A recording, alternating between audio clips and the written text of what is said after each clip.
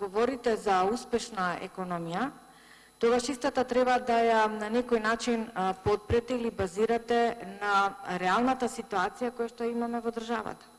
И јас и вие живееме во Република Македонија и секојдневно чувствуваме од вашите погубни политики во сферата на економијата на наш грб и не се чувствуваме подобро. И ако сакате да говорите дали на вистина со вашите мерки, стратегии и политики економијата во Република Македонија оди напред, стагнира или се враќа наназад, тогаш треба за тоа да направите една компаративна анализа со економиите, владите кои што ги воделе во минатото и да се споредите и да кажете дали на вистина вие сте успешни. Еве да речеме како се движела македонската економија во периодот 2006-2016 година и ќе потенцирам со сите негативни влијанија кои што ги имаше во тој период на глобална сцена, на економска сцена, имавме европска должничка криза, имавме светска економска криза, тогаш економијата растело со просечна стапка од 3,2%. Со сите, кажувам, оние негативности кои што можат и тоа како да влијаат на растот на економијата.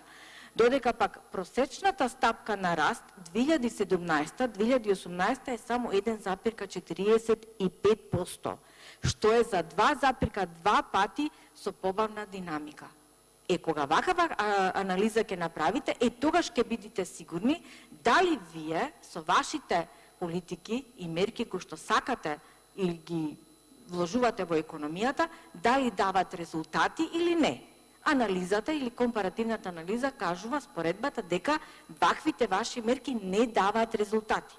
Или, ако сакате да ја мериме продуктивноста на економијата, која што се мери како однос помеѓу реален БДП и бројот на вработани, или реален БДП повработен.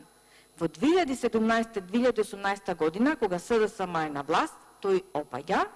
Имено продуктивноста во 2017-2018 година изнесува 9595 и 9610 евра, ретроспективно на годишно ниво, споредено со 2015 и 2016 година, кога таа изнесувала 9765 и 9800 евра. Или во процентуален износ, ова значи пад на продуктивноста за близко 2% во периодот на владењето на Социјалдемократскиот сојуз.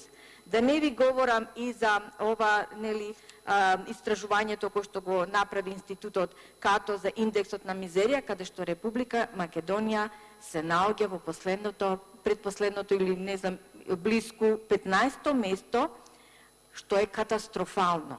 Значи, кога говорите за успех на економија, прво направете анализа, компаративна анализа и видете дали граѓаните се задоволни од тоа. Благодарам. Благодарам. Контрреплика, пратеник од